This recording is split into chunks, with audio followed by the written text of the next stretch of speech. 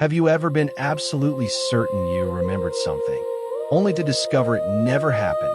There's an old tale about a village where that question became a nightmare. Every year, without fail, the people gathered in the village square to honor a hero named Elias. Children learned his story before they could read. Parents told it by the fire. The elders spoke of it with tears in their eyes. They all remember the same day, the day Elias ran into a burning granary, rescued dozens of families, and gave his own life to save the village. There was only one problem. No one could find the granary. There were no ruins, no records, no graves, no songs written during that time. Nothing. Yet every person in the village could describe the fire. Some remembered the smoke darkening the sky. Others remembered the heat against their faces. Many swore they had watched Elias disappear into the flames. Each memory was vivid, detailed, unshakable, but no two stories matched exactly. One spring, a traveler arrived carrying nothing but a journal and an unsettling habit of asking questions no one else dared ask. He listened, he searched, he compared every account. The longer he stayed, the stranger the mystery became, because the more certain people were of what they remembered, the less evidence he could find that any of it had ever happened. So how could an entire village remember the same tragedy, if the tragedy never happened at all? That is the tale. The traveler introduced himself to no one. He simply stayed. He rented a small room above the village baker's shop and spent his mornings listening, not speaking, listening. The first person he questioned was the oldest woman in the village. She smiled before he had even finished asking. Ah, Ilyas. Her eyes softened. I still remember the smell of the smoke. She closed her eyes. The whole sky was black. She described mothers crying, children screaming, the roar of burning timber. When she finished, her hands trembled as though she had lived through it only yesterday. The traveler thanked her and wrote every word into his journal. The next day, he visited the blacksmith. The man laughed when asked about Elias. Everyone remembers that day, but his story was different. The fire had started before sunrise. Not at midday. There had been rain, not dry winds, and Elias hadn't entered through the front of the granary. He had climbed through the roof. The traveler frowned. Small differences, easy enough to dismiss, until he spoke with the miller. The miller insisted there had never been rain. The roof had already collapsed before Elias arrived, and there weren't dozens of survivors. There were hundreds. By the end of the week, the traveler had filled pages with testimony. Every villager remembered the fire. Every villager remembered Elias. Every villager remembered the sacrifice. Yet every telling changed something. The flames grew larger. The crowd became bigger. The hero became braver. Each memory felt less like a copy, and more like another brushstroke on the same painting. Curious, the traveler left the village. He searched neighboring towns.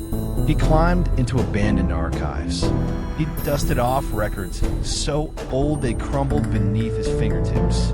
He found harvests, births, marriages, floods, famines. Even arguments over stolen sheep had been carefully recorded. But nowhere, not once, did he find a single mention of the Great Fire. No Vern Granadi, no hero named Elias, no rebuilding effort, nothing. When he returned weeks later, he expected the villagers to be relieved. Instead, they pitted him. You searched the wrong records, one man said. You must have overlooked them, said another. An old woman placed a gentle hand on his shoulder. You weren't here. You couldn't possibly understand. For the first time since arriving, the traveler began to doubt himself. He opened his journal. He reread every testimony. Dozens of people, different ages, different families. Different lives, all certain. Could they all be wrong? Or was he the one missing the truth? That night, unable to sleep, he walked alone to the hill overlooking the village. Below him, candles flickered in nearly every window. Families gathered around their tables. Parents retold the story. Children listened with wide eyes. The same tale, passed from one generation to the next. And as the traveler watched those tiny lights glowing in the darkness, one thought refused to leave him. Perhaps memories do not survive because they are true. Perhaps they survive because they are believed. The next morning, the traveler returned to the village square.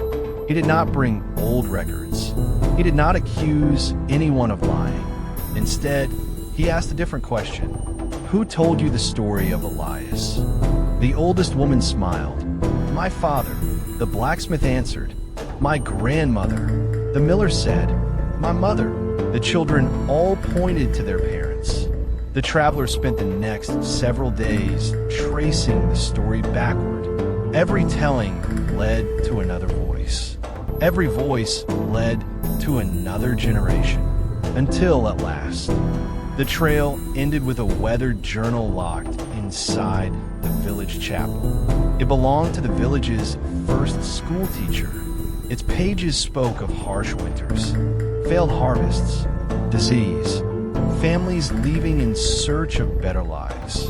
The village had nearly fallen apart. Then, tucked between those pages was a single entry. The children asked why we continue when everything is lost. Tonight, I told them a story about a man named Elias. A man who gave everything so others would not lose hope. Perhaps one day they will understand that courage can be taught, even through stories. The traveler stared at the page. There had never been a hero. There had never been a fire.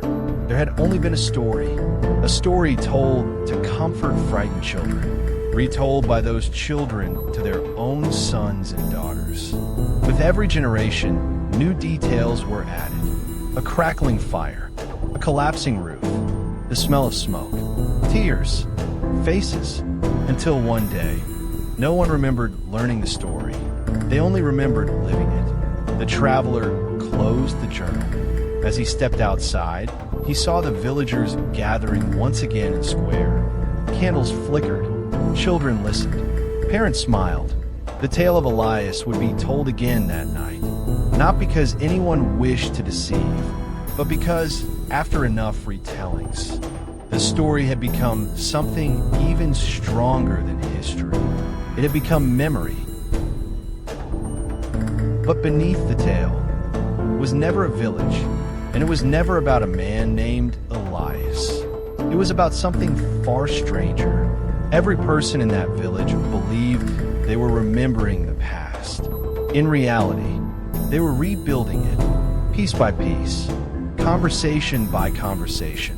Year after year, we like to imagine our memories as shelves in a library, each moment carefully stored, waiting to be taken down exactly as it happened. But that's not how the mind works. A memory is less like reading an old page, and more like rewriting it every time you open the book. Each retelling adds something. A forgotten detail is replaced. A missing face appears. A feeling becomes a fact. Eventually, even fiction can begin to feel familiar. And familiarity has a dangerous way of convincing us that something is true. The villagers weren't foolish. They weren't lying. They were simply human. The story survived because it gave hope. The details survived because they were repeated. And over time, belief quietly became memory.